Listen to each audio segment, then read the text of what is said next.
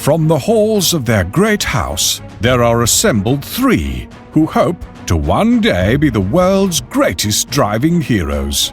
Created from the cosmic legends of the universe comes our team captain, the Vision, Bill Fisher, their soon-to-be Wonder Woman, Vicki Fisher, and our Batman, the master of tools, gadgets, and all things mechanical, our mild-mannered soon-to-be millionaire, Alan Danvers. Their mission: to fight injustice, share what is right and wrong, to get you out of your house and come out racing with us and serve all mankind. They are the Garage Heroes in Training team. Welcome to the Garage Heroes in Training podcast. I'm going to be one of the hosts for this episode, number 450. Who else is hosting? It's me, Vicki, and Jennifer will be joining us later. She will, and she sounds similar to you, but not quite the same. Miss Vicki, it's 450. Yes, it is. You know what that means? It means another episode with one of our favorite guys, Ross Bentley. That's right. Welcome to the podcast again, Ross. Hey, thank you. It's a good thing that we can all count by 50s, right? Yeah, exactly. Every 2 quarters, we get to bring you on, and we enjoy it every time. Mm-hmm. And 50 is a tough one because I run out of fingers and toes. That's okay. As long as you keep responding to the emails, Ross, I'll take care of it. We got this covered for you. Yeah. I got my Excel spreadsheet. I've already got number 500 highlighted in red. Your reserved spot is waiting for you. Don't worry. I'm just impressed that you guys are still doing this at 450. Yeah. I am too. Is it impressed or maybe another word? It's good. We got into this discussion. We were talking to somebody. It was at a track. I don't remember where. It was last year. I haven't been to a track this year, so it had to be last year. And they were like, well, the podcast must really be helping you. And I'm like, I think the podcast is actually hurting me because it takes so much time. It doesn't. Yeah. I don't know. There's pluses and minuses. I do have to say that it greatly grows our community. Yeah. That's really the reason we're doing it. Yeah. Mm-hmm. So you're helping the sport. We are. Mm-hmm. Yeah. We're making great connections with people. What's going to happen at 500? Because as you know, I did Speed Secrets Weekly for 9.5 years, and when I got to issue number 500, I said, "Okay, I'm done. Well, I'm going to move on to something else." Well, not past 500. Not that not that I'm reminding you of something you committed to at episode 350, I believe, but I believe we're going to have one Mr. Ross Bentley at 500, and perhaps even a Jeff Brown. Ooh, yes. We should have a party. But I believe. Have we told Jeff yet? No, well, I haven't because I don't know Jeff. so I'm not sure. I'm not sure if he's aware or just concerned. But one of those two is appropriate. I'm actually recording a podcast, a couple of episodes with him tomorrow of my dumb questions, no dumb questions podcast with him tomorrow. So I'll prepare him for it. So, well, we're going to have a lot of episodes coming up from One Lap of America. So that's going to be a bunch. So it's going to be less than 6 months, even though we do at least 2 a week. But with One Lap, we're going to probably do like 10 episodes. So we'll see. That's so cool that you're doing One Lap. And I will tell you, though, I had intentions of writing things and recording things when I did One Lap. And that never really happened. It was just I was so caught up in the doing it, and it's an experience in it, but it takes a lot out of you, and you're a way better person than me, which we already know that. But if you can deliver on 10 podcast episodes during One Lap, the goal is one a day, and with the help of Miss Vicki having better internet than Tim and I calling in from the road. So we're going to see if we can pull this off. That'll be cool. TBD. It'll be quite fascinating. Having, I just know, just maybe Bill and Tim in a car for 7 days. That ought to be interesting enough. So I'll be very interested to see how that goes. I'm just wondering if she means interesting for me or interesting for Tim. And Mostly you on okay. how well you handle 7 days in a car with people with a co-driver. Humans. So when I did one lap, I came away from that and people said, well, what's your advice? My number one piece of advice for anybody going to go and do one lap is make sure your co-driver is somebody that you can live with for 7-10 days, whatever it is. And I got so lucky. I mean, I hit a home run there, and Mike and I had never met in person when we started it, and yet we just had. Well, I don't know how Mike feels about it, but for me, it was fantastic. Just Mike was the awesome guy, just somebody that you could talk to as much or as little as you wanted to, and it was really, really enjoyable. So that's the number one most important thing. More important than the car, the tires, the tracks, everything else. You got to have somebody you can live with. Well, all I know is Tim somehow drew the short straw and he got me. So Yeah. I think you'll be fine. Tim's a fun guy. He is, for sure. You'll have a blast. We'll give it a run. Yeah. So Mr. Bentley, we have a 3 listener supplied questions for you. Wow. You have 3 listeners. Well, I didn't say their last name's not Fisher or Scripchuck or, they could be related. Who knows? The 3 listeners are not Bill, no, Vicki, and Jennifer. Nope, not yet. Well, I mean, Vicki doesn't listen, so that's or Ross. Yeah. She's like, I was there. Why should I listen? Like, because you don't really listen that well, but that's okay. Anyway, so listener number 1 has another podcast, and he wrote in and he wanted to know, what is your least favorite aspects of a track that you go to? Well, it depends on the track, but because I was going to start with it depends. I know. I knew that. I the first thing that popped in my mind, was the food. Yeah, I can see that. The least favorite thing. That's interesting. The least favorite thing, there's a follow-up to it too. So yeah, some tracks have got great food, but there are some that just have some really, really bad food, and I've had some bad experiences with that. So I'm going to say that's the often one of my least favorite things. The other thing is some tracks, unless you book well in advance for certain events, you can find yourself sleeping in some hotel that's not so great. I don't need fancy hotels. I just like them when they're clean. And I prefer beds that don't have bugs in them. I don't. Crazy, right? I got those once. It's really not fun. I've had them more than once, though. Yes.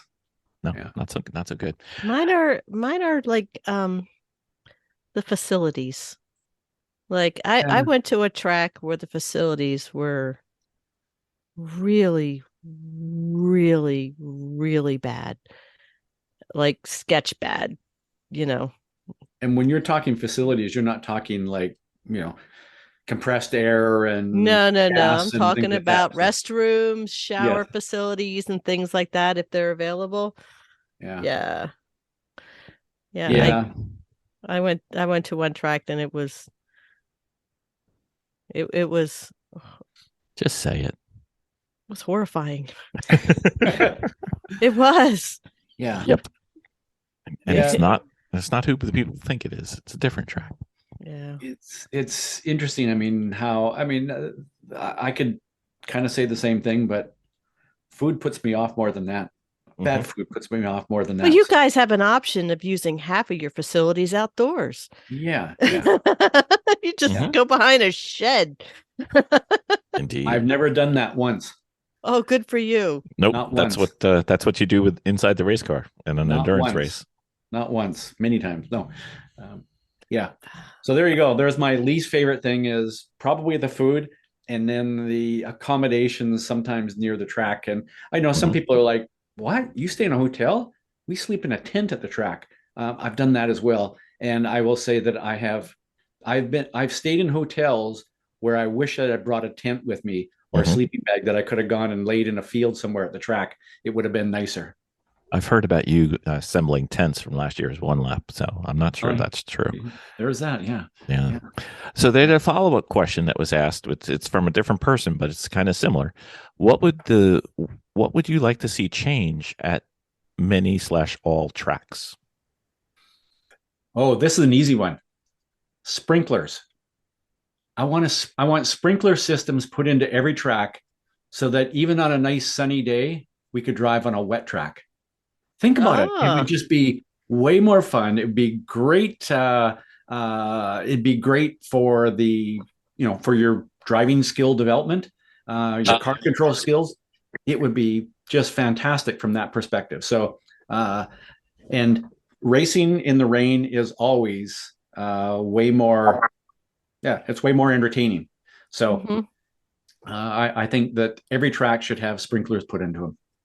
And the great thing is that you can kind of turn them on and off and go, okay, this race is going to be wet. This one's going to be dry. This one's going to be wet. And we could choose. I think it'd be fantastic. Okay, listener question number 3 or 2. I'm not quite sure. It's third listener. 3. Okay. They write in, and I had to reword this a little bit because it was like a page and a half. So we're going to go with, I've heard one of the most objective measures of driving skill result is the measure of exit speed and the consistency of their exit speed.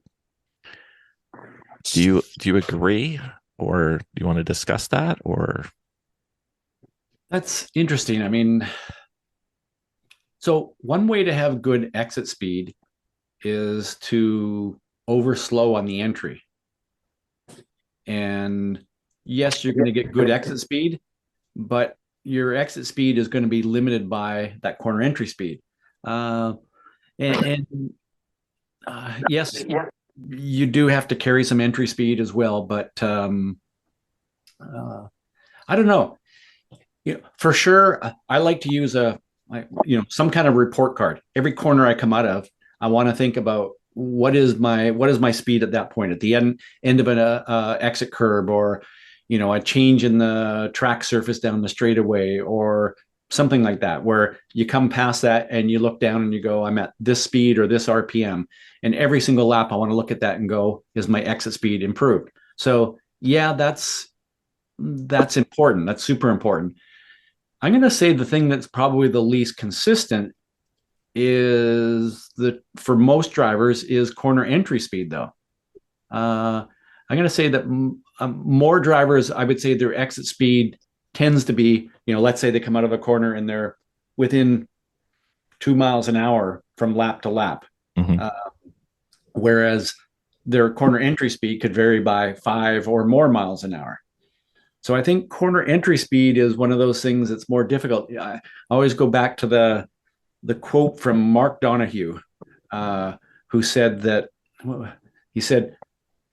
exiting a corner with the car at the limit is like tightrope walking, but entering a corner with the car on the limit is like jumping onto a tightrope blindfolded.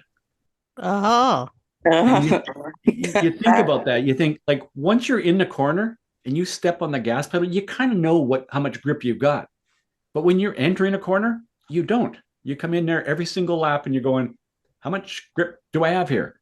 So that's why a lot of drivers, their corner entry speed tends to vary a fair amount. So which is more important? That's a it depends question, because it depends on what comes after that corner. If it's a long straightaway, yeah, corner exit speed's more important than corner entry speed. Again, there's a balance that can go too far there. But if it's a corner that doesn't have much of a straightaway, I was just at a track at Buttonwillow last week coaching, and their turn 1, there is not much of a straightaway after that. And one driver was quicker in that segment, and yet his exit speed was worse. But he carried so much entry speed and mid corner speed that paid off. So which is more important? It depends on the corner and what comes after that corner. That makes sense. That sounds good. All right. So, listener, you're wrong. I'm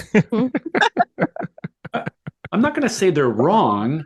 It's how you look at it and which corner. If the person asking that question said, "What about turn 1 at Mid Ohio?" or turn 5 at Laguna Seca, what's more important? Then I could say, okay, exit speed's more important than entry speed, or vice versa. Mm-hmm. But it does depend on what comes after it. Mm-hmm. Yeah. That's one of the things that makes this sport so much fun. Wouldn't it be terrible if it was just always this one way, and every corner you drove exactly the same way? Yeah, it would be boring. It'd be boring. Yeah. It's not boring. No. That's why we like to go to different tracks. Yeah, that too. Yeah. What do you think about tracks that go the other way? Like you can race them clockwise and counterclockwise. I think that's cool. The only thing is, I've seen a couple of tracks where they have done that, where they've done a clockwise and a counterclockwise, and the way the barriers are set, they're safe in one direction and they're less safe in the other direction. I never thought about that. So that's the only sort of downside with that is I'd say majority and practically all tracks that do go reverse direction, they're set up to be safe in both directions. But if somebody just comes along and says, "Hey, we're going to drive the track in the opposite direction," take a moment to think about which way the barriers were designed to be hit. What track were we at where we drove it? Yeah. Gingerman. So there's only one barrier. So there's a whole lot. That was I tell you, I learned so much driving in reverse after all the lessons that we took for that HPDE. Yeah. And then, we were just stuck, just learning the track. I mean, not just learning the track, we were just stuck in a segment, but I think everything really kicked in when we drove it in reverse. And like everything we learned just kind of worked its way in. So it was amazing. So I was going to ask your experience on that. So if you're driving, let's say you're driving a track clockwise, which is typical for Gingerman, and then you drove it counterclockwise, did you then go back to doing it clockwise again? And did you find it helped? We did not have an opportunity to do that. That was last session. Right at the end. Yeah. Yeah. And of course that was COVID HPDE. So we weren't having in-car. We really, our instructor was lead follow. But with the lead follow, we got stuck with focusing on his bumper and watching what he was doing, not watching and lifting our eyes up to go over him because he was instructing. And I think at that point, everybody kind of got stuck in that type of learning where we're focusing on his taillights and where he's facing. And then when he was off track, we were trying to do it and we're trying to lift our eyes up, but we really didn't have the ability to set our distance, our eyes up distances very well at that point. But when we rode it in reverse, we were forced to look up. Yeah. We were forced to be more on our game, and it broke whatever we were stuck in, which was great. The lead follow was good because literally you could see where they wanted you to put the car. Mm-hmm. You know what I mean? Instead of driving and them, trying to guide you. So it was good. It was good in some ways, but in some ways it wasn't. I think if there was a combination of both. Yeah, it would be awesome. Yeah, I'm a big fan of lead follow because I think done right, it's really effective. Mm-hmm. And why I asked that question is because I've had people who have driven a track in one direction, drove it the other direction. When they came back to the original direction, they actually found it helped them because it sort of gave them that just another perspective of that corner. And it's one of the things that, we talk about when we do a track walk. Sometimes when you're walking the track, you get to the end of the corner, turn around and actually sort of look back through the corner and maybe even walk back through the corner. So you just get a different perspective and you understand the corner, the shape of it, the elevation, the camber, all those things. You just understand that at a deeper level that you wouldn't necessarily get if you only drove it in one direction. I highly, highly recommend that if you have an opportunity, somebody that has experience with the tracks that are doing a track walk. Just hop in their pack. Just go you get a whole new perspective on what you are driving on if you walk it, because it's not the same track. Or so it seems. You get a chance to see like that elevation really is an elevation, way more than I thought it was. So you can actually see where better positions to place your car, especially with people with knowledge that are with you.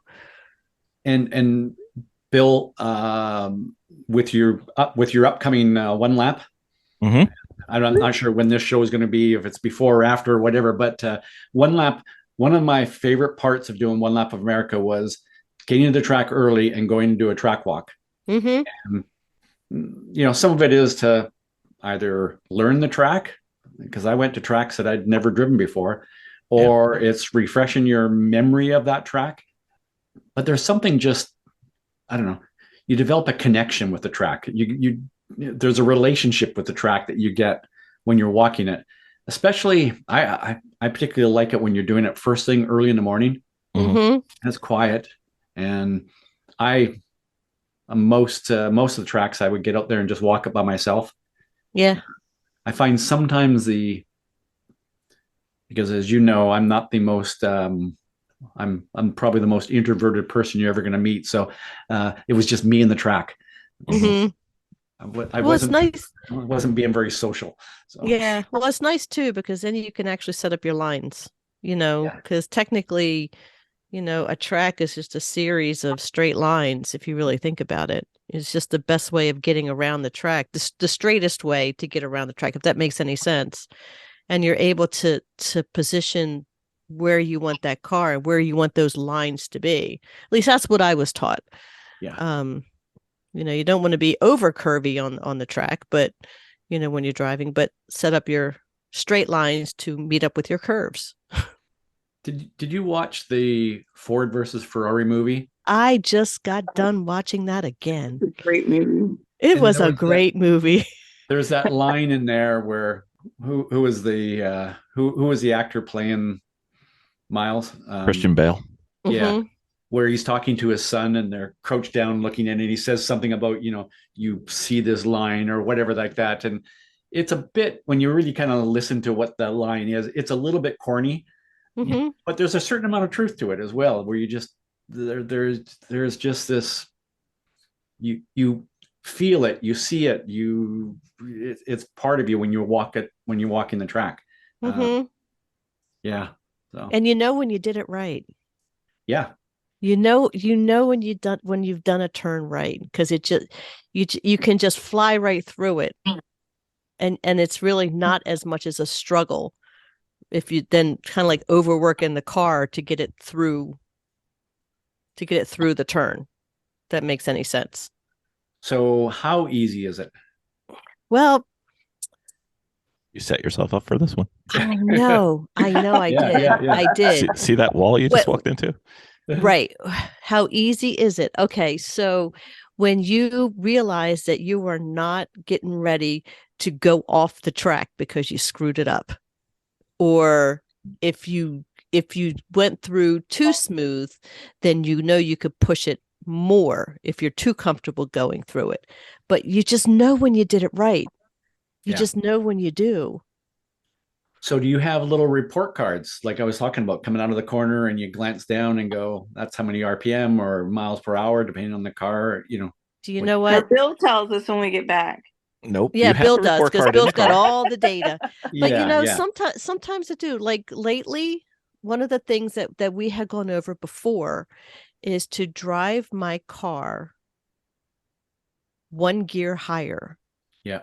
If I can, and that really helped.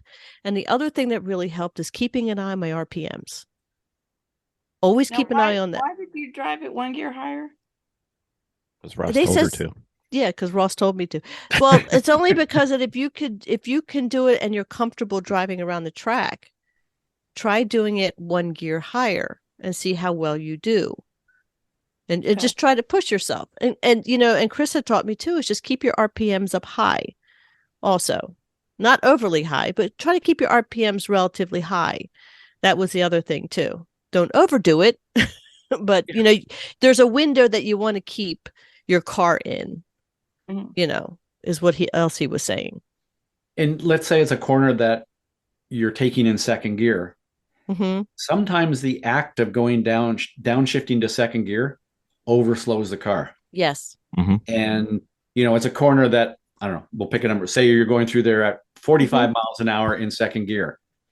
Mm-hmm. But you realize if you try using third gear, you go through there and you're going, actually, I'm carrying, I'm going through there in third gear, and my minimum speed in that corner is now 50 or 53 miles an hour. And you didn't realize, because sometimes when you go down to second gear, the engine sounds like it's revving, it sounds fast. You convince yourself that you're fast. Mm-hmm. But by going down that second gear, you overslow the car, and you get into this, what I call the change in speed problem, where by overslowing, you think, I got traction. So you stand on the throttle, the car has this big load shift from the front to the rear. Mm-hmm. You've actually reduced the amount of traction you've got, and the car feels like it's at the limit, and you go, yes, I'm a driving god. I'm got the car at the limit, but you created this artificially low limit by going down to that gear. So if you go through there in third gear, sometimes you find that actually, if I just flow that speed through and I work at, the engine's bogging just a little bit, but if I just sort of release the brakes a little sooner or a little smoother, the car settles into the corner. It really takes a set in the corner, and I can carry 1-2 miles an hour more through there. And it's just enough RPM now that the engine doesn't bog, and you actually get out of that corner better. And even though it may not sound as racy, you're faster. And sometimes, and I know we talked about this before, but sometimes you just do that for a session or two, and then you do go back to using second gear, but you're used to going through there at 50 miles an hour min speed rather than 45. So you're now going through there with a higher min speed, and you have the advantage of that lower gear. So sometimes it's a process. It's a step in the process. And the other thing too is that when going around the corners in the upper gear is to realizing, coming into the track walk too, is that anytime a turn has a slope on it going uphill, realizing that is going to compress my car and give me more traction. It's going to make my car press down as soon as I hit that, so I have more traction, which means I can carry a little bit more speed through that. That's one of the great things about walking the track, right? How many times have you walked the track and went, wow, I didn't realize how steep this was here? I'm also a big fan of, if you can, walk it, but also ride it on a bicycle. Yeah. Because when you're riding on a bicycle, sometimes you feel little undulations in the track surface that you don't really notice when you're walking, because as we're walking, we have these little shock absorbers in our legs that kind of soak up those things. You don't really notice it, but you're on a bicycle and you kind of feel this little undulation or something like that. So if you have the chance, walk it, ride it on a bike, then drive it. Or maybe even the other way around, drive it, then walk it, then ride it on a bike, then drive it again. Yeah, right. Always drive it again. Always drive it again.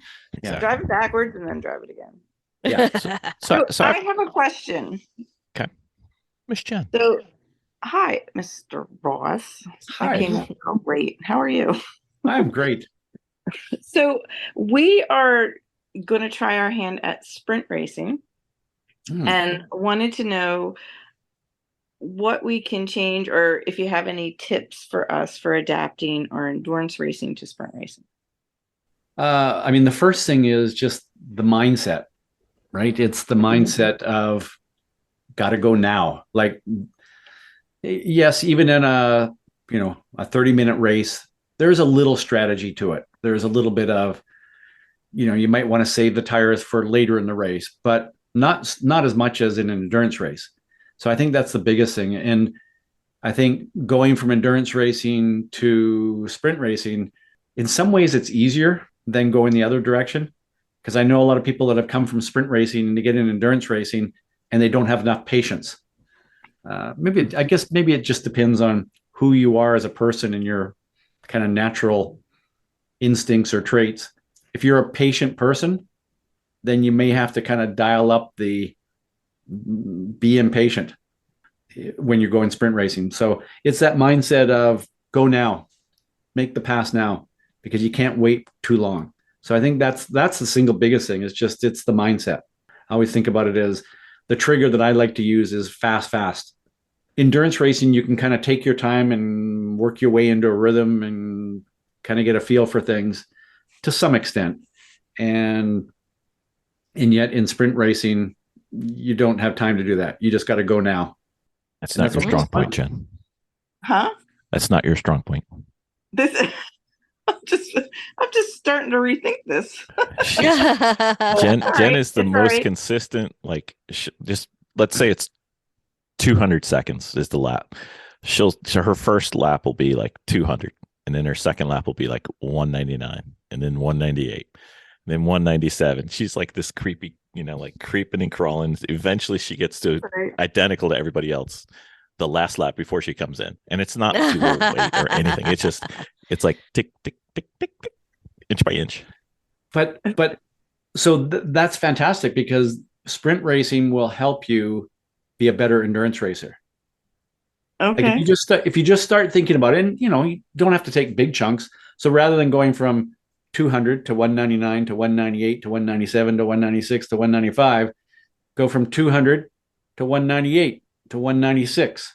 Just think about it as like taking 2 steps instead of 1 step each time, and just push yourself that little bit more of fast. I want to get there now. And so the next time you go into an endurance race, rather than turning your fastest lap on the last lap of your stint, you're going to do it halfway through the stint.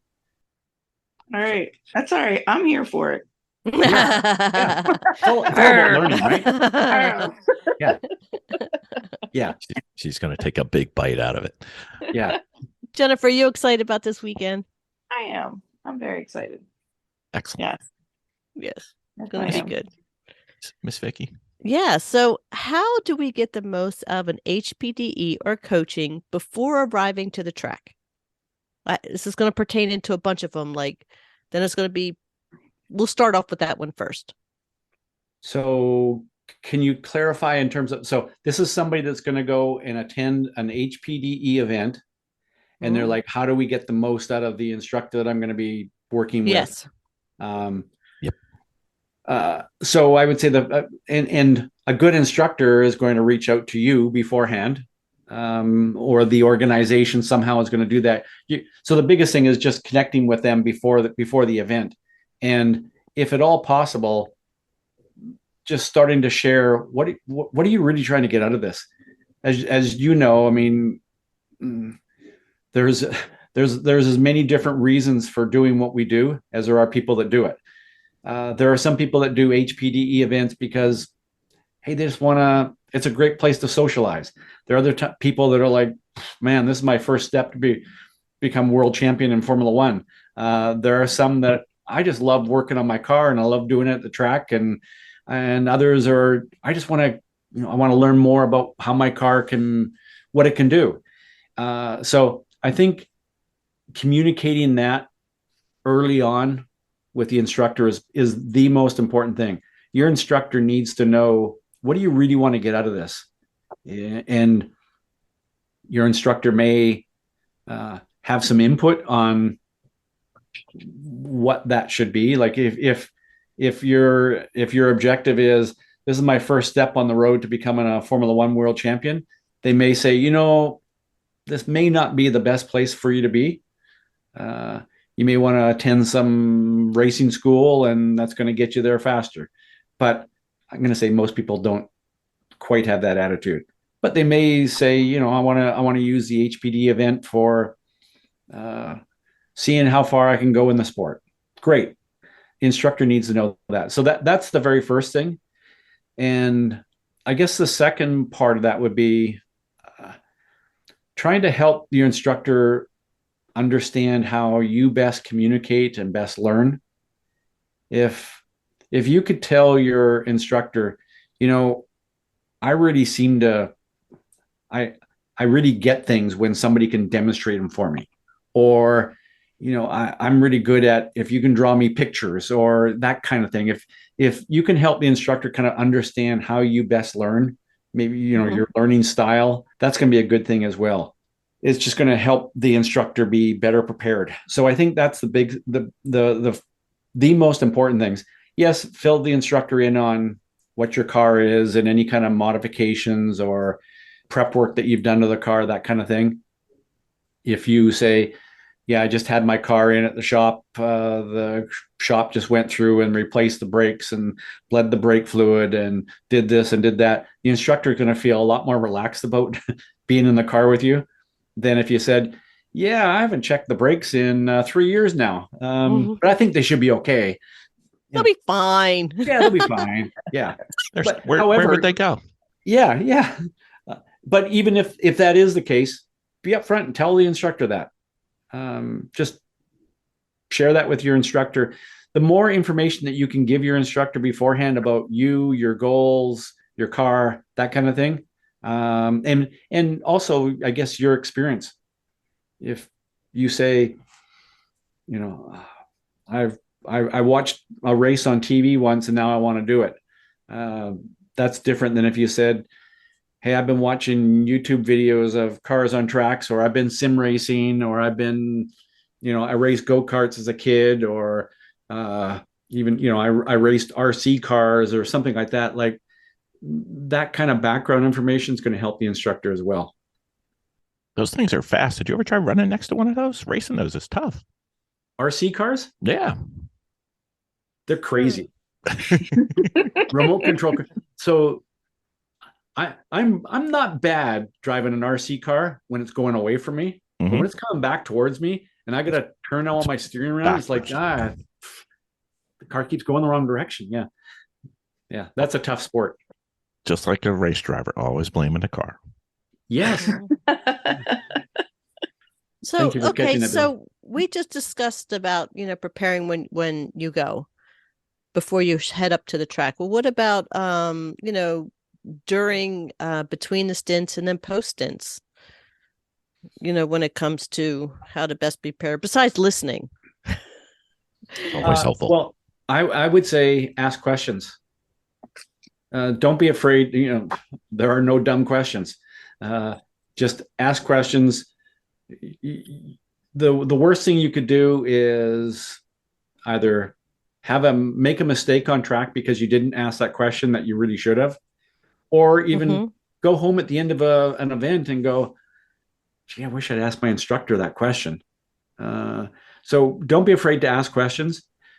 I'd also say that the more you can share with your instructor in terms of just how are you feeling, and this is coming from somebody who, I think the most scary thing I've ever done in my life is not driving an Indy car at 220 miles an hour.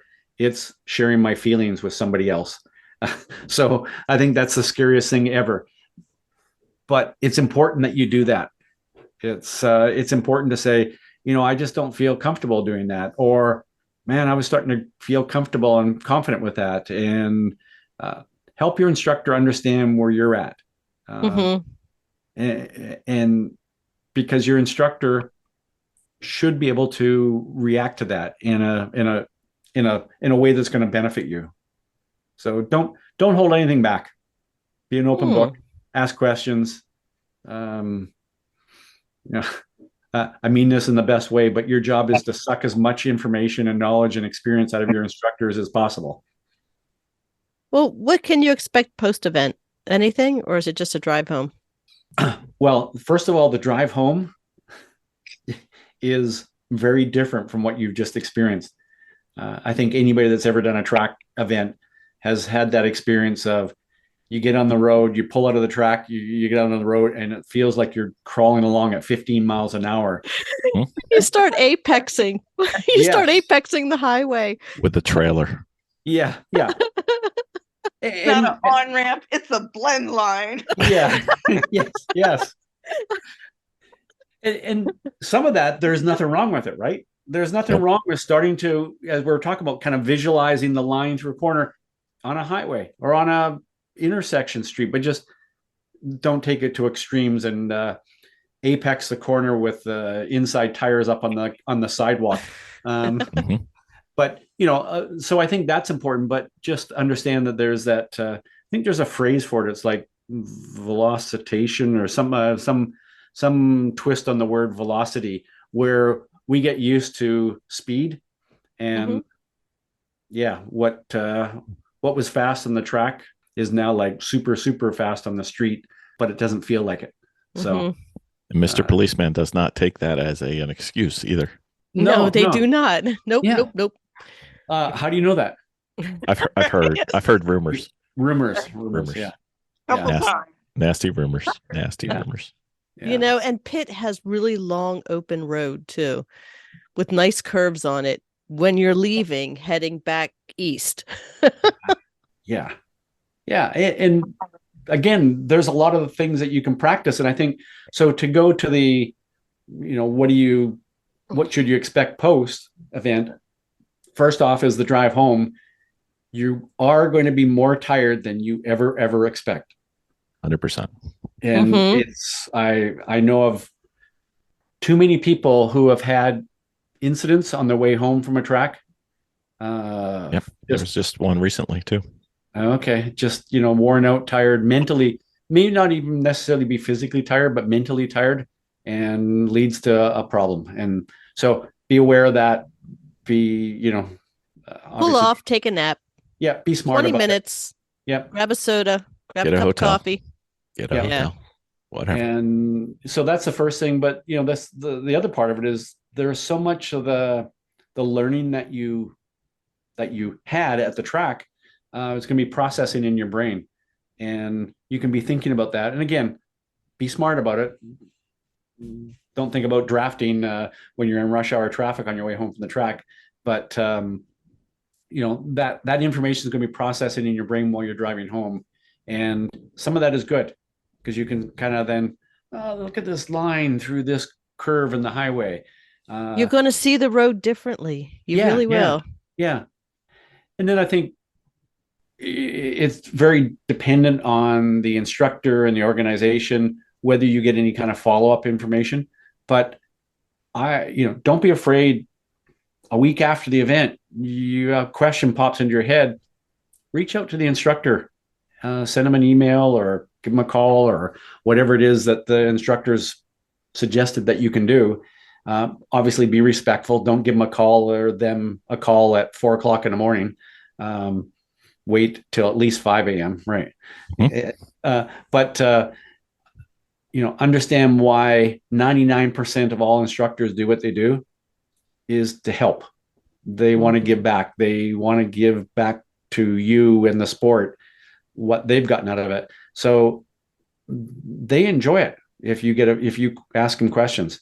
And it's what makes it rewarding for the instructors. It does. You know what the instructor doesn't want? I don't want you to try to impress me. Yeah. I'm good. Yeah.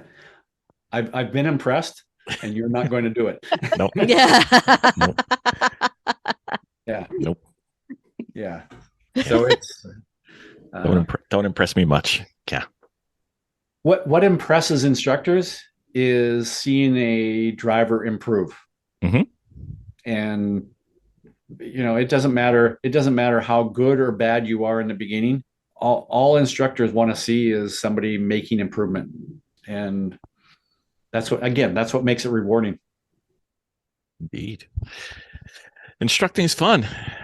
Now, if Miss Vicki just wouldn't get sick in the passenger seat, she might be an instructor soon. Oh my gosh, I gotta get makes me question the idea about being a instructor. So one of the challenges for in-car instructors is because you are focused on what the driver is doing, we don't tend to look far enough ahead. And a lot of instructors get motion sickness because they're not looking far enough ahead. Mm-hmm. I have ridden in the passenger seat with thousands and thousands and thousands of drivers, and I don't get motion sickness. But there was one time, and we're on a track in Edmonton. It's a relatively short track with a lot of tight corners, and I was in the right seat in a Viper, which, would launch out of the corners and then stand on the brakes. So there was a lot of movement going on. But because it was sort of a tight circuit, I was spending a lot of time looking over at the driver and kind of looking at watching their feet move and watching their hands and watching their head movement to where they were looking and things like that. And I realized, I'm starting to feel a little motion sickness. So I spent the next 10 minutes or so in the car just exaggerating how far ahead I looked. And all of a sudden I started feeling better. That and breathing as well. So. What was at Lime Rock? What was that tiny little track that we were on? That made my God. Jennifer went on the Cloverleaf when she went to the little autocross track. Girl had to just drive over. I threw up. She got herself motion sickness. Yeah. Yep, indeed. So Ross, we have a public service that we're willing to perform at your expense. Sorry. Miss Vicki. Yeah. I have a question for you. What is that? Well, you know how we have the One Lap of America coming up? Yeah. I'm so excited. Yeah, it'll be even more exciting if you get to go, but we'll get you there in a year or two. Tough to get away for a week, both of us. Yes. So I have an idea. Mm-hmm. I'm thinking of hooking up the Sentinel system in the car we take. Really? Because then you could watch us. You could see Tim drive well and me drive poorly. I think that's kind of a cool idea. Mm-hmm. I really do. So, I mean, how would I do that? Well, I mean, with the Sentinel, you throw it up on the tube of views on our channel, and you could watch remotely. And if we wanted to, we could do it as we're driving between the tracks. But we'll definitely do it on the tracks. You think that would be fun? I think that would be a really cool idea. The only thing that worries me is if we do it with the telemetry. You might call us up and tell us that we need to go faster than 55 when we're on the track. So, well, how does it work? Well, we have the little aim telemetry in the car, and then the Sentinel system has either 2 or 3 cameras, and then it puts the two together, so you get all the telemetry and all the car data, and makes that part of the video, and then it puts it onto our YouTube channel, and then you could watch it, or anybody could watch it. I don't know why they would watch us, but they could. That sounds like a really cool idea. Yeah, it might be fun.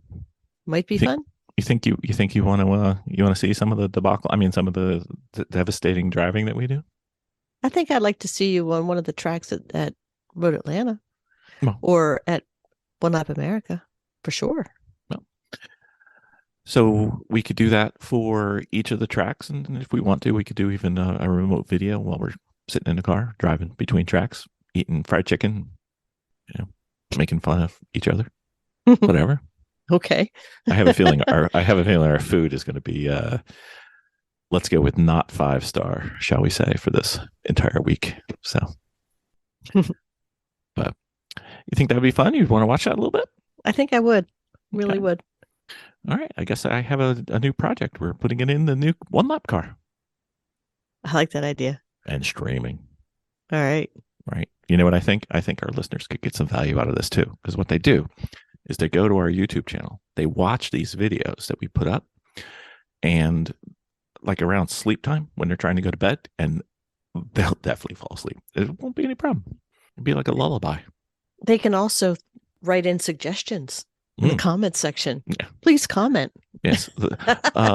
Excuse me, Bill, the track went to the left, yet you turned the wheel to the right. Could you please explain? And I will come back with a reply saying it's a very advanced concept. I'm not sure you're up to it. Otherwise known as we haven't finished putting our sim together and I didn't know which way the track went. But anyway, I think that's going to be a plan, my dear. I think it's good. All right, very well. One Lap of America, Sentinel. Made for each other. The upcoming NASA National Championships is being held at PittRace, and several of our listeners are going to be going and attending. And we would like to give them the advantage of knowing what to do on the track. And as a bonus, part of this was I was going to take this track map, which I got from a wonderful Let's see if we can get it to focus. Nobody can. I got it from this wonderful website. I'm not sure if you're familiar with it. It's speedsecrets.com. I think it says speedsecrets.com. I've heard of it. Okay. Yeah. I think it's probably just a big scam. That's okay. All I know is, in addition to lots of free information that's fantastic, it also has track maps for every track I've ever looked for. So our track map provider of choice makes zero money from it, but he looks suspiciously like you, Ross. But anyway. Yeah. So in front of me, I have a track map, and I would love to walk through, for the benefit of our users and listeners, what you think they should be doing at PittRace. And then I am going to annotate my track map, and it will be available via PDF with the podcast episode. So you're putting me on the spot here. Not really, because I know you know the track. Well, so here's how I'm going to approach this then. Okay. Since you put me on the spot here. I did. I saw. PittRace is not a track that I have thousands and thousands of laps. Like if we were talking Road Atlanta or Laguna Seca or Mosport or something like that, it'd be a different deal. I don't have thousands of laps at PittRace. So I'm going to approach it kind of from the perspective of, here's how I'm going to learn PittRace. Oh, very nice. Here's how I can, whether I have never been there before or whether I've been there dozens of times, but I look at it as every time you go back to it, you're learning it more. So yes, I'm when people say, where do you start? Turn one. Turn one. There's a good place to start. I start every time I go to a track, I have a track map, and whether you do it with paper or you do it digitally, it doesn't really matter. The great thing about paper is you can actually make the hills. No, you can't. You could. You could, but it's until it rains. Yeah. There's science that has shown that when we write something down with a pencil or pen, it sticks in our brain way more than if we talk about it, if we look at it, we watch video. I mean, the act of writing things down makes a difference, and it's better than typing. Better than typing as well. Yeah. Absolutely. Yeah. So, and really, learning a track is all about. You can use the word memorizing it. You're memorizing. First of all, turn one's a left-hander. Last time I looked, it is still is. Okay, hasn't changed. Hasn't changed. That's good. So it's memorizing which way the turns goes, and then the next step is, but what's the shape of that corner? Is it a tight corner? Or is it a big radius corner? And then what's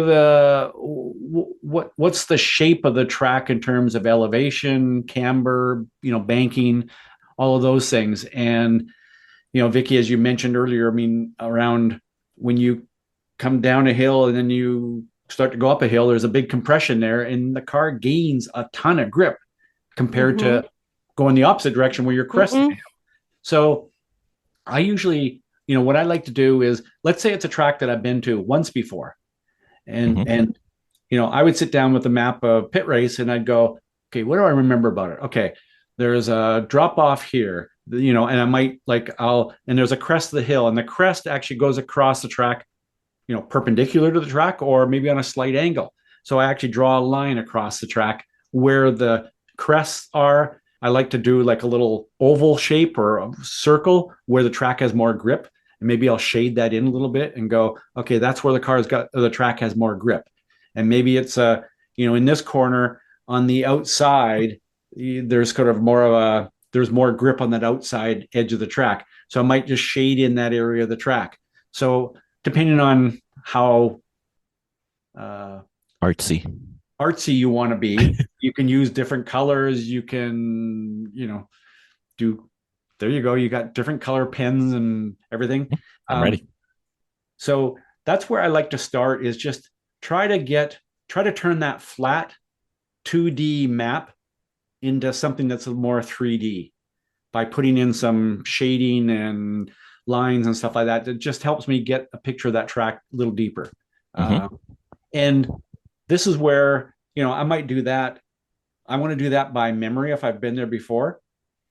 And if I've never been there before, or the next step, if I have been there before, is I might pick a few videos and may watch some videos, and it's like, oh yeah, notice here that I've forgotten that there's a new section of pavement here.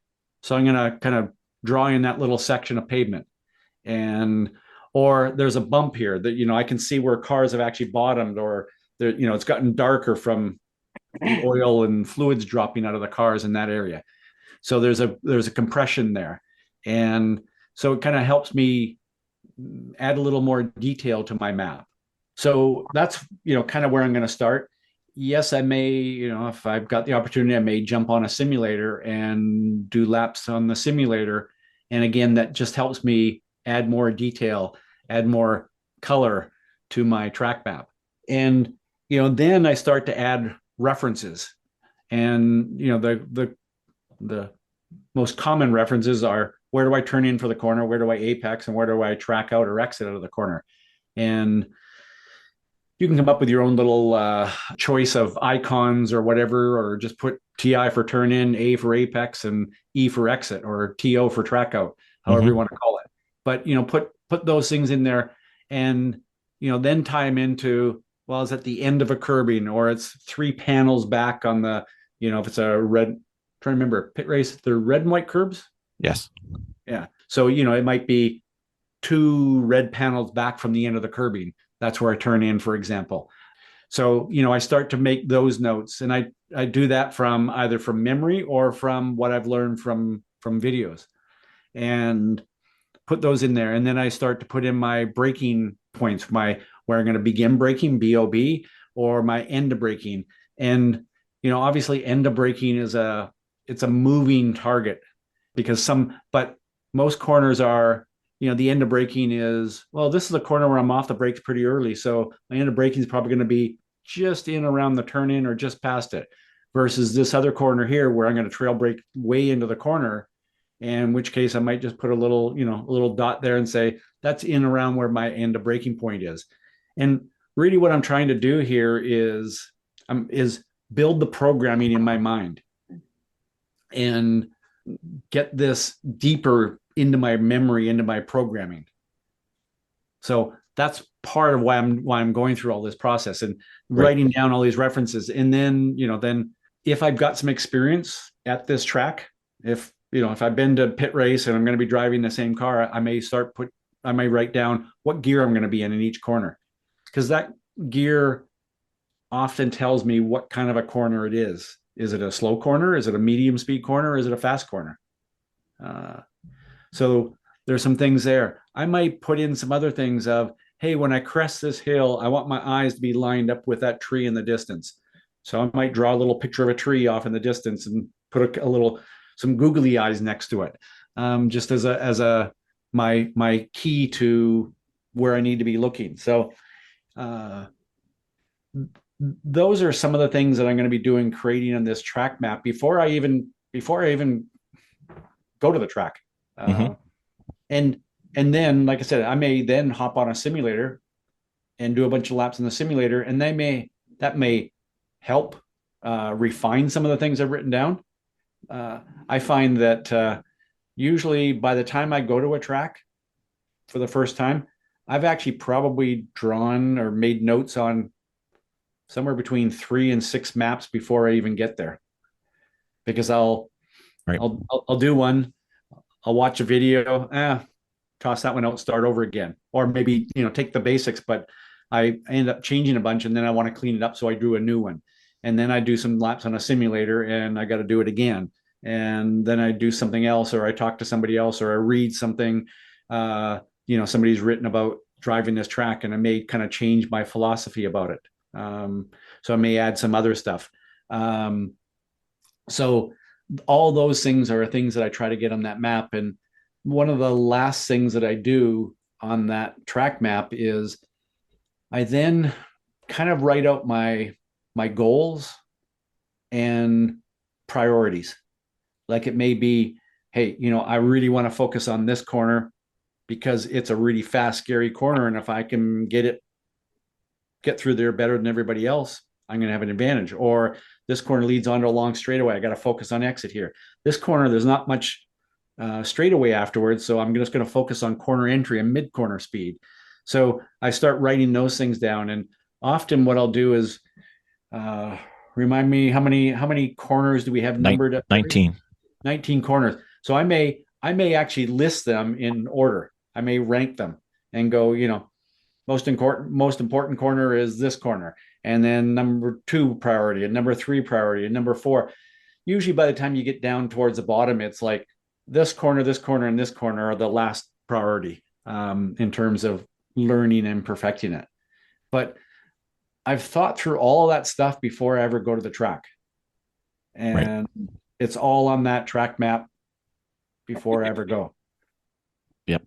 I don't know if you remember, but I had I have that stupid way I do track map notes, my little sheets, and I don't think it's stupid. Well, self-deprecating humor is the key to our podcast, Ross. That's how we got this far. We're going to keep going. Yes. But I add to that notes, critical aspects of the turn. I prioritize like which turns are more important from a speed or time priority, and which ones are more important from a safety priority, because those often aren't the same, although they can be. Yep. So, if I'm going there with my student is an HPDE 1, I'm going to be very cautious on the safety turns where things can go badly, which on some tracks is almost no turns. On some tracks, it's almost every turn. And then for the more advanced students, I'm more worried about the ones where they can make up the most time. So yes, that's all part of that prioritization. And, you can also, you can also kind of write your goals. Like when you go to an event, whether it's an HPD event or you're going to the NASA National Championships, I mean, your goals are going to be, it may be your first time you're ever going to the Nationals. Right. And your goal is, you know what? I want to get through this whole event, learn as much as possible, get a real feel for what the competition is like. But I got to turn laps. Like, I'm not taking major big risks because I want to make sure that I get as many laps as possible to learn as much as possible. And that's a different goal than, look, this is the 3rd time I've gone to the Nationals. I've been prepping for this for 3 years now. The car is as good as it's going to be, as competitive as it's ever going to be. It's podium or nothing. And, the fact that you write that down now, when it's, first lap of the race, and this kind of goes to Jennifer's question about sprint racing. When you're going into turn 1 on the first lap, you have to make decisions, and you have to make decisions really quickly. And the decision-making process shouldn't be, well, what are my goals here? What are my objectives? Those should be really clear in your mind. My objective is to get through turn 1 clean without any damage. Or no, my objective in turn 1 is to get the lead and drive off in the distance. And that's a different mindset. So if you write it down again, those are important things. It'll help you make better decisions when it comes into the event. And again, obviously that's different if you're going to do an HPDE event. But if you're going to the Nationals at PittRace, then make sure you write those things down and you really think about it, because sure, everybody's going there to win. That's kind of why we do what we do, right?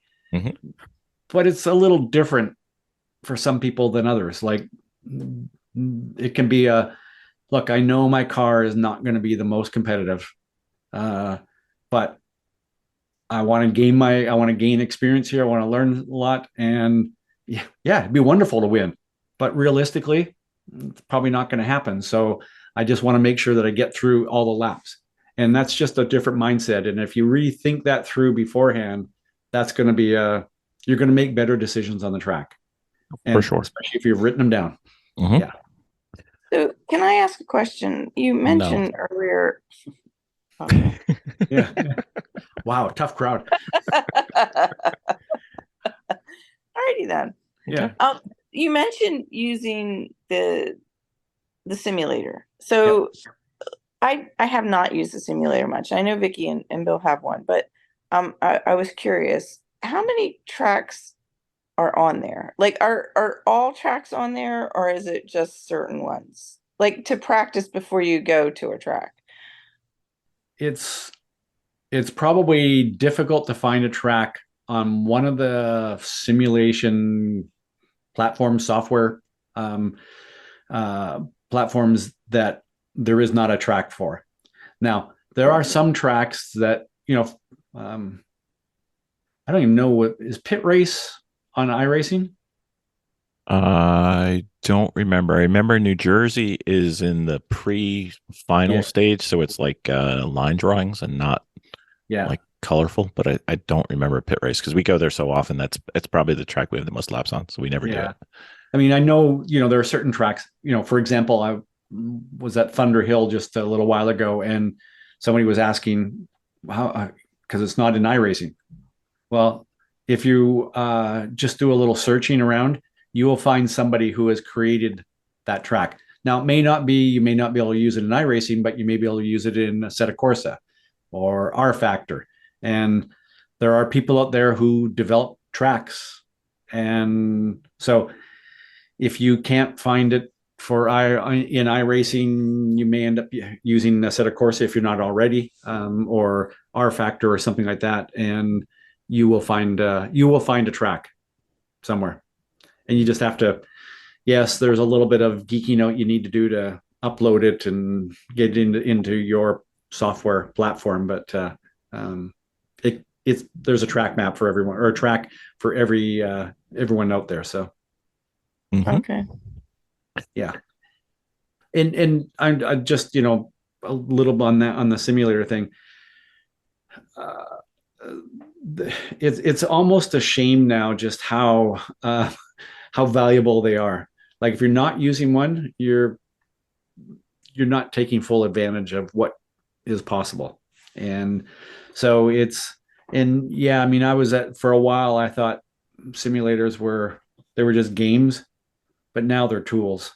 And some of that's just because they've gotten so much better. The graphics and the sounds, and even how, if you got a inexpensive sim rig, the way the sound can provide some vibration and you get some feel and feedback, and the equipment, the steering wheels and pedals and everything are just gotten way more effective at giving that feedback to you. And yes, there is if you've never driven a simulator, for some people, they'll get on and go, wow, this is nothing like a real car. And for a while, it is nothing like a real car. But eventually you figure out you get calibrated to it and you get it figured out. And then it becomes a super valuable tool. And yes, part of it is to learn the track. Part of it is for you to practice the prioritization. You may look at it and go, you may have prioritized that turn 6 was critical and I get a good exit out of there. But you're driving in a simulator and you're trying to drive every corner on the ragged edge. Well, no, then you start to go, wait a minute, turn 6, I prioritized exit there. So I'm going to be a little more patient there. So you be a little more patient on the entry and you get better exits. And so you're really practicing or programming your priorities as well. So it's, and by the way, Jennifer, the simulators are a great place to practice being fast. So once you get used to driving a simulator, and you sort of get I can drive a simulator, I can turn that 195 lap time, jump on the simulator, and within 3 laps, you can't go from 200 to 199 to 198 to 197 no, within 3 laps, boom, you're there at 195. And then you get off the simulator and you come back and you're like, okay, now I'm going to get to 195 on my second lap. So you kind of practice this mindset of fast, and you get so that you can do it on the simulator. Well, that builds your confidence around doing that. And then it becomes who you are. It becomes who you are as a driver. That Jennifer, man, she's fast. Note to self, Bill, when I come up there, I need to use a simulator. I used it the one time, but it made me sick. And yes, again, simulators, there's a You have to take a little bit of time to get acclimated to it. Yeah. And if you That's are the VR. Yeah, VR especially. Yeah, Jennifer, we got stuck on the VR. Yes. Well, the other time we're like, oh no, we had a plan. We were going to take Dramamine. Well, that didn't work out because we just fell asleep. Yeah. Don't fall over. Yeah. We had a big night planned. Yeah. We did. We were like ready. No, if you're going to use, especially if you're going to use VR, but even starting with triple monitors, start with just one monitor because it's actually easier on the motion side of it, the motion sickness side of it. And the way to start is you just drive for 5 or 10 minutes. Like, don't ever drive to that point where you start to feel that motion sickness. Drive 5-10 minutes, stop, take a break for an hour, come back, drive 7 to 12 minutes. And then you take a break, and then you come back and you drive from 10 minutes to 15 minutes, and then you just keep building up your resistance to it, and eventually you get to the point where you could spend hours on it and not have a problem. But you have to kind of go through that process. For some people, other people, they get on a simulator and it doesn't bother them at all. Mm-hmm. PittRace is not on iRacing. Okay. So, but I'll bet you can find it on a Assetto Corsa ACC or R Factor or something like that. So you can find it there. So yes, indeed. So again, use a simulator for more than just learning which way the corners go. Learn it for practicing being fast. Use it for programming, imprinting those priorities. Drive the simulator like your objectives have outlined for you. If your objective is, no, I'm going there to win the nationals and nothing's going to stop me, then drive the simulator like that. If it's like, I'm going to go to the nationals and I just want to gain experience this year, so I'm better prepared for when I go back to nationals next year, then drive the simulator like that as well. And obviously then, do some racing. The great thing about the simulators now is you can do it, you can join in a league or a race or something, or with other people, but you can also race the AI. Assetto Corsa and iRacing both have AI. You race against these the drivers who have been programmed by the software developers, and it's pretty amazing what they do. And you can dial up you can dial it up and you go, I want these to be 100% competitive, like 100% hard competitive drivers to race against. Or you can dial them down to, I want to race them at 90%.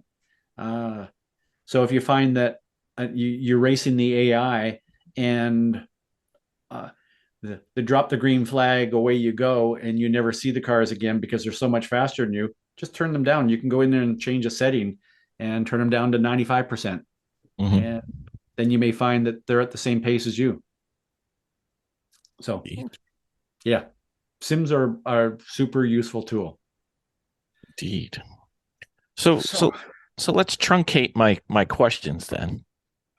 And I went through PittRace because I think, between all the different events we've done there, we're well into the 1,000 laps each of us. So certain turns at PittRace matter. Like turn 1, the braking zone's uphill to a point and then it goes downhill. Yep.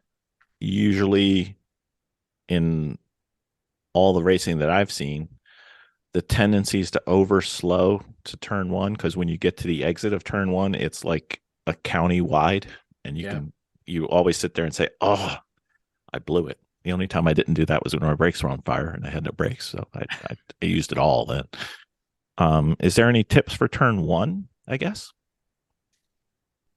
I think part of the challenge of turn 1 is because it's visually challenging. You can't see the exit until you're partway through the corner, right? Yep. Pretty much almost to the apex. Yeah. So here's one of the things that I would do is, if you have in-car video of yourself in your car, I would watch that video, and just before the brake zone, I would stop your video. And I'd sit there and I'd close my eyes and go, where's the exit? What does it look like? and I'd picture the exit in my mind at the beginning of braking. And then I'd move the video further along, maybe partway through the braking zone, stop it, and again, close my eyes, picture the exit of the corner. Now I get to the turn-in point, stop it again, close my eyes, picture that.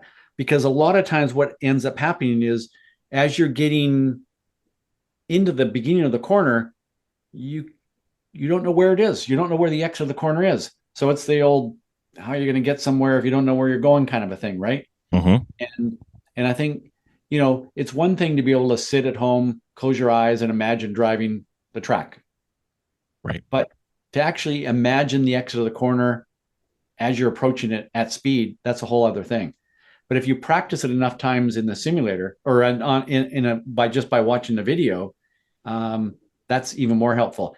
In fact, one of the things that I sometimes will do with a video is I will then, I've stopped it at the beginning of the braking, halfway through the brake zone, at the turn-in point. Now after the apex, and the exit of the corner is perfectly visible. I see it.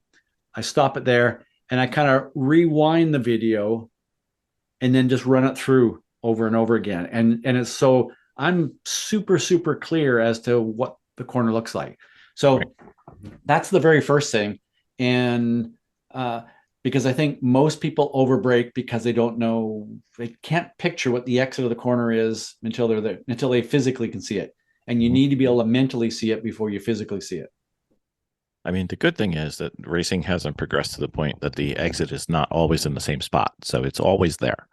That's called rallying. Yeah. Yeah, that's true. Yeah. We haven't done that yet. We need to, though. That would be fun. Yeah. What do you think about, there's a philosophy of try to get your braking done before the crest of the hill, and some people say they don't care and they take it over the hill. Do you have a preference, or is it car dependent? I'm going to say a little bit, possibly car dependent, but I'm going to say most of what I've experienced is you're going to get a chunk of the braking done before the crest of the hill. You got to ease off as you crest the hill. And then on the other side, it's a little bit of, there's a tail on your braking trace. It's just a light, and you're kind of just using that for the last little bit of fine tuning your entry speed and perhaps fine tuning just how much load you want on the front tires. And that's where maybe it's a little bit dependent on the car. If the car tended to understeer a lot, you might want to just have a very, very, very light amount of brake coming into the corner. If the car tends to oversteer, you're going to want to release the brakes sooner then. Right. So it is slightly dependent on it. Yeah, they put that hill in a really good spot. It's almost like they were planning it or something. I don't know. Yeah. So 2 is pretty non-consequential. It's almost flat out. 3, 4. 3 is the left-hand turn at the top of the hill, and 4 is the turning back right towards when you start going down the hill. What do you think about that complex there? I always try to get 4 set up for 4 more than exit of 3 in my mind. I'm going to say it depends. It depends a little bit on the car. Yeah. But some cars you have to compromise 3 for 4. Other cars less so. I mean, yes, there are some cars that have so much grip and not challenged with the power that you don't have to compromise much of 3 for 4. We need some of those cars, Ross. Where do we get some? I'm trying to think. I'm thinking like something like a Formula Ford. A lot of grip.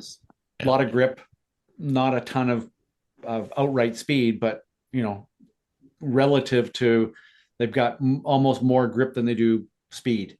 The opposite of that might be a 1966 Cobra that has no shortage of speed, but not the same level of grip. So that one you're going to compromise you're going to compromise 3 a little bit more for 4.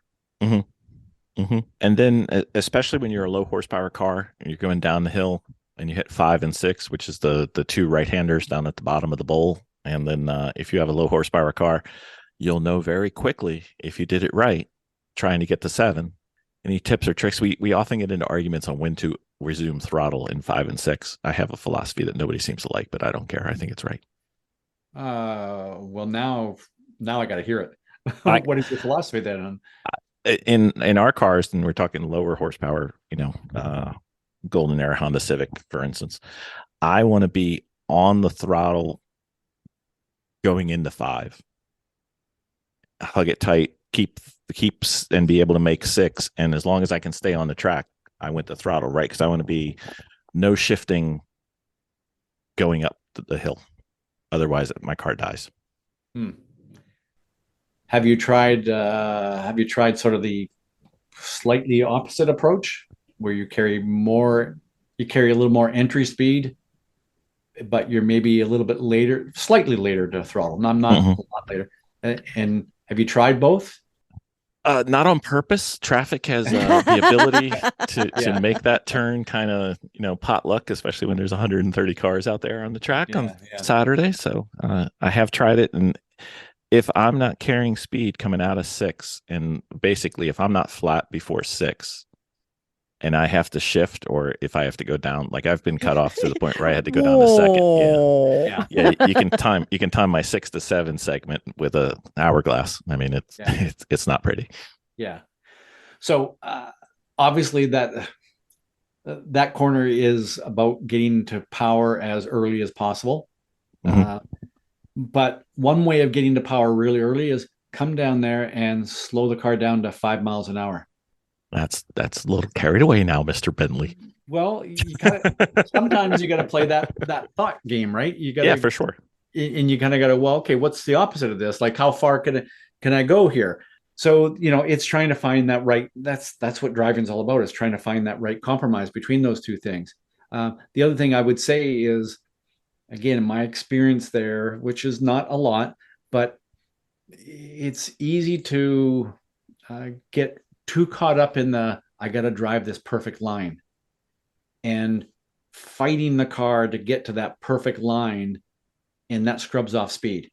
I think in corners, like any corner like that, you kind of just want to let the car run free. Like, think about it as let the car go wherever it wants, because it's going to go there with speed.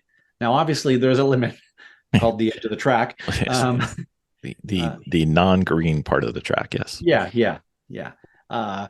But you really want to, like letting the car, don't get so caught up in the apex is over there, so I got to get the car over there and really fight to get the car there. It's a little bit like what Vicki was talking about of some corners when you got it. It's just it almost feel easy, and it's not because you're not fighting the car to get to that perfect line. Miss Vicki, what is your favorite tip from Mr. Jeff Wakeman on turn 5 and 6? Wasn't Jeff Wakeman? It wasn't. They referred to the apex there as the naked lady. Don't look at the naked lady. Don't look at the naked lady sitting there. Don't look at it. Just keep your eyes and just go straight. Don't look at the apex. Just plow through it. Don't look at the apex in 6 at all. Don't look at the turn. And I love that idea. The only thing is, for me, me, I would turn that around and go, where do you want to look? Oh, yeah. Yeah. Look uphill. Up the hill. Get up there. Up the hill. Look up the hill. Look where your exit is. Yeah. You can glance at it. And that flag station. Yeah. And just look all the way uphill and hammer it. Yeah. Just got, and Bill's right. You got to be on it early. But it's scary being on it early because you're carrying a lot of speed coming down that hill. But you gain what? You gain traction. In that you compress. You gain more traction. But but it's a little thing in your brain that's not letting you think that. Yeah. And there's a couple of corners at different tracks that are like that. Turn 1 at Road Atlanta is a little bit like that. That you turn in with a speed that you think, oh my God, I'm going to die. And then you hit this hill, this compression, and it goes, ugh, and then you gain all this grip. Turn 5 at Laguna Seca. There's a lot of corners that are like that. And to me, if you don't feel like, kind of when you get in there, you don't feel that kind of like I really feel it, you're not going fast enough. And yeah, you kind of turn in with too much speed and just trust that it's going to grip up. Mm-hmm. Indeed. I can count the number of times I've touched a tire on the outside of 6. It's not very often. It's just like 1. You've got more room there than you think. Yeah. All right. So turn 7's at the top of the hill. It's a not quite 90 degree, but it's kind of a late apex, I believe. What are you thinking? Late apex there? I think so. Okay. It doesn't seem overly tricked to me. No, it's not. Yeah. It's like the reward for making it up the hill, I get to turn again. So, and again, it's just like, okay, get a good. That's a corner where you're coming out of there going, get a good exit. Mm-hmm. Yeah. Because we go to the S's of 8, 9, 10, and 11. And I think you're kind of thinking again of what's at the end of this. 11. Yeah, like it's almost like you're just thinking ahead to how am I getting set up for the very last part of this section. Mm-hmm. And there's a little bit of not quite the same, but it's funny how different parts of different tracks sort of remind me of other ones. And I think about the S's at VIR, mm-hmm. and to me it's like I think about clip the backside of that apex, clip the backside of that apex, clip the backside of that apex. And there's a certain amount of it that's like that. Maybe not quite the same, but it's that kind of mindset. That's my thought process is there. Yeah. On that complex, the 8, 9, 10, 11 complex, a lot of the instructors, we have a discussion when we teach at NASA Great Lakes there a lot. You've been there at least once, I know. The preliminary thought is to sacrifice the exit on the lefts, but make sure you get the rights properly, and it just sets you up better. Is that something you could? Yeah, actually, I'd forgotten that. Yeah, because we talked about that when I was there last year. I listen to you, Ross. Yeah, I take notes. That's why my paper is always out. I'd forgotten about that. Yeah, but because those are the ones you need to get set up for the most. Mm-hmm. Yeah. And at the end of 11, you'll notice there's a little triangle piece of pavement where it's like 3 sections coming together. And if you can get your right wheels on that, you'll really hitting the perfect spot for turn 11. And is that have you drawn that on your track map? I did. I have a little triangle here that says apex at the triangle. Oh, cool. All right. Yeah. I already did this. I'm good. I got you covered. Yeah. You're pretty much done then. No. Well, I don't know about that. We're only halfway through this track. It's huge. Yeah. So 12 is the right-hander after the S's. It kind of sets up for the rest of the back half of PittRace. Anything there? It's kind of a standard 90 degree ish. I'm trying to picture myself going through there and trying to picture that is there's a little bit of, I'm thinking in that corner is a corner that I'm thinking momentum. Mm-hmm. Like, but this is don't overslow the car. This is a flow the car through here, momentum. Yep. Yeah, exactly. Yeah, that's kind of the mindset for that corner. Yeah. I always think that I'm trying to set up that back stretch, which is not quite a straightaway, but in some cars it can be. Yeah. So 13 is the left, and then 14 is kind of the entrance onto the big long straightaway ish, because there's a couple kinks on the back straight. It's blind again. I really don't have a good marker for it. Is there a stay tight to the right kind of philosophy, or turn in late, turn in early, stay right? Is kind of what the argument is when to turn in, but everybody wants to stay right. I'm trying to picture that. You're at the top of the hill. You're turning right, and it's blind until you're basically on the apex on the inside. That's the big wide curbing on the inside of that one. Yeah, yeah. It's like half a car, I think, wide. Yeah. If not more. Yeah, I'm not sure I have any, like, I'll always do this here. Okay. Yeah. I mean, traffic throws everything out the window on these, but the hard part for me is always trying to get a visual reference, because it is a blind one, and you're coming, off. And some people will take 13 wide and stay right, so you don't know when to turn in because they may be in your way. Yeah, so right. it's kind of it's always been a bit of a messy turn in heavy traffic. So, well, yeah, I'm thinking about it as no traffic, but yes, there's going to be traffic at some point. well, unless you're doing really well. Yeah, yeah. But if you're doing really well, then you're lapping people. So Exactly. Yeah. So 14, we're done. Got to stay right. 15 is a left-hand kink, mostly flat or really flat, depending on your car. Yep. 16 again is a kink getting towards the heavy braking zone. To be honest, Ross, I often have a lack of conviction to stay flat through there, because by the time you get there, you're going pretty good, and even in our cars, you're going pretty good. So, are you doing a big lift? Are you doing a little brush of the brake, or what are you doing in your car? Well, the last time we were there, I think Miss Vicki was got to experience the most pleasurable time. It was a mixture of snow and rain. So ice, yeah. Some sun. Wow. Yeah.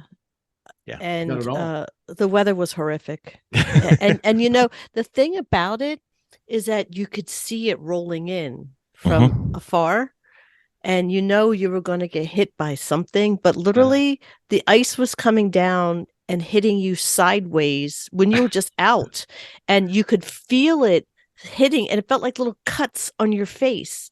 Wow. But I had snow actually dump on my car when I was on the track. We told her, don't worry, it was going to go away. Just keep going.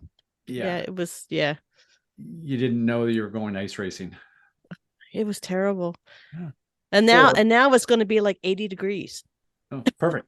Mm-hmm. Perfect. Yeah. Indeed. Yeah. Indeed. So that's kind of a kink off to the right. Many cars with a lot of grip might be able to stay flat, but most of our cars, it's a lift, if not a little brush. Sometimes just for, to prevent you from making diamonds in your posterior. Right. It's kind of a scary track turn for that. It's kind of our Road America kink, I guess. Yeah. And what I would recommend there is you have to experiment a little bit with, there are some cars are going to reward a breathe of the throttle, so just a smooth release and back to power. Others, you're better off to have less of a lift of the throttle, but maybe just a bit more of a brush of the brakes. So it really depends on how well your car turns there. And then, I'd recommend trying that, because there are some corners where the best thing you can do is do a quick lift and a little brush of the brake. Other corners, you're better off, don't touch the brakes, but just do a longer lift or breathe of the throttle and then back to power. The other thing I'd say there is, with a corner like that, you're usually better off being on power as much as possible at turn in. But as you start thinking, like, I got to go faster, the natural instinct is to make that speed adjustment later and later and later. And now you can find yourself turn into the corner and doing a lift, and that just really upsets the car, and the car doesn't like that. And then you find yourself totally convinced that you're cheating death and you should have lifted even more. But if you'd actually lifted a little earlier and got back to power almost at the point where you're turning into the corner, the car is better balanced and it's going to have more grip. Yeah, I agree. Having a car balance is more important than really anything in that turn. Yeah. So 17 and 18, for some reason, it's broken up into two turns. That's basically the big U at the end of the racetrack. And no matter what I do, I don't feel like I did it right ever. You have that feeling, you come out of there and go, left something on the table there. I probably left an entire table there, Ross. It's sad. It's sad. It's one of my nemesis turns. So for you, is it do you find yourself coming out of there going, I overslowed, or simply, maybe simply isn't the right word, but I just didn't get to power early enough? Or it's a combination of overslow and not having a clear apex. I watched this video on it was a track walk with some Peter somebody and Ross somebody, I don't know who it was. And these guys, they're good guys. They seem to know what they're talking about. Don't believe them. Yeah. It says that the apex is around 2/3 of the way around the curb. But that doesn't feel right. Maybe I'm not staying wide enough. I don't know. I think I might be turning in too early now that I'm thinking about this and reviewing my ability to screw this up. Well, I think often when Peter Krause and I have these conversations, Peter is very much a data guy. He's driven by data. I've seen that. And I'm very much driven by what feels right. And I've got lots of what feels wrong, Ross, if that helps. Well, many times Peter and I end up at the exact same place, but we come from two different directions. Him from data, me from the feel. But if it doesn't feel right, try something different. Indeed. And there are corners where the fastest way to get through the corner is to actually not clip the apex. I know that sounds just wrong, but there are some times where, again, it's kind of that you got to fight the car to get to the apex. And in doing that, you overslow, and then you come out of the corner and go, I overslowed or didn't get around the power early enough. So I think there are times where you just got to go, what does the car want here? And, some of that's also going to be dictated by how you finished your braking and how much you got the car to rotate earlier in the corner. Like if you got the car to rotate earlier in the corner, could you turn in a little earlier, get the car to rotate with the nice brake release that kind of trailed in, caused a little rotation in the car, and then actually the car is now aimed at the apex? Would that help? Can't hurt. I'm reading my notes from your episode, and it says the exit is most important since you're going to be flat out all the way till turn 1. Do not early apex or apply throttle too early and watch out. I think I do all those do nots, Ross. I think that might be the problem. Okay, well, do not do them. Okay, we're done. That's great. Yep. Fix that one. That sounds like one of our speeches in the paddock is just do better. Yeah. Don't suck so bad, right? Yeah, no. If you stop sucking, you would be better. Don't step on it. Yeah. Exactly. When you try it. Exactly. Well, I've got one more question for you, Ross, and then your day can improve. When we're doing an endurance race, I'm always feeling uncomfortable putting the Garmin Catalyst in because it's in there for so long, and if it falls off, we don't really want to have it rolling around for hours. Just it's $1,000, $800 on sale right now for everybody playing the home game. So typically we rely on the Apex Pro, which then allows me to watch the cars and monitor their speed externally. And then what I do is I try and see what their max speeds are on aspects of the course, and then what their min speeds are, and then accounting for min speed towards the apex kind of thing, accounting for traffic. So if there's a consistency there, like somebody driving the car their min speed's 44, with traffic it's slower, whatever. But if I see somebody continuously doing like 37, then I try and talk to them over the radio. Is that a good use, or am I going down a path of a bad idea? No, that sounds like a good idea to me. I have a good idea. Yeah. You hear that, Vicki? Yeah. There was I worked with a driver in a IMSA prototype car a few years back, and we were at Road Atlanta, and turn 1, their minimum speed was consistently like 5 to 10 miles an hour slower. This was comparing sort of the amateur gentleman driver to the pros driving the car. And one of the things that I did was I got a radar gun, and I stood at the corner and I took radar readings. And as soon as the driver went through and I got the minimum speed, I get on the radio and say 112 miles an hour, right? 112 miles an hour, 112. And the driver knew that the pro was doing it at 119, or let's say. And then it'd be like, the driver would come. So I'd be like, as they coming down the straightaway, I'd say, brake lighter. Okay. That was 114. Great job. And then just kind of keep doing that. So immediate feedback in the car is super valuable. And yeah, that's one of the things that the Catalyst does. And by the way, if you're worried about it falling off, I just tether it. Yeah. So yeah, we need to, because it's good. It's very valuable. To your point is the immediate feedback. We as humans, we respond to that really well, as opposed to, hey, remember 2 hours ago when you were in the car on lap 17 in turn 4, you did this? Don't do that again. Don't do that. Yeah. That's not really good feedback. So not very valuable. So yeah. Now I just have to camouflage my voice when Vicky's driving, because she doesn't want to hear from me.